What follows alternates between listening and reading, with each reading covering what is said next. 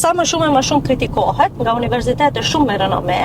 Së fundi, vitin e kaluar, Universiteti i Sorbonës e ka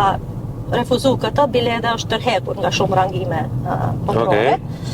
Edhe vetë presidentja Universitetit Sorbonës ka thënë se shkaku pse jemi tërhekur është për shkak se cilësia e universiteteve nuk ka të bëjë me numra dhe rangime, po ka të bëjë edhe me shumë role tjera që i ka në shoqëri ka universiteti në shoqëri, domethënë pika kryesore është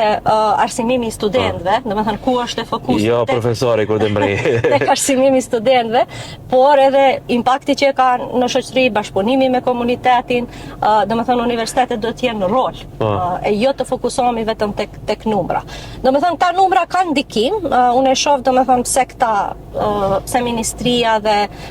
disa persona aty fokusohen tek ta numra,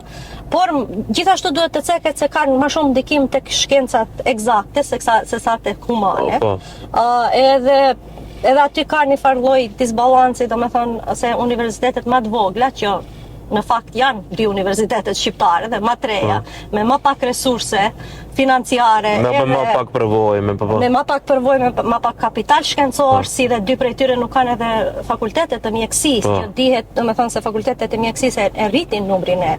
impakt e këtyre publikimeve.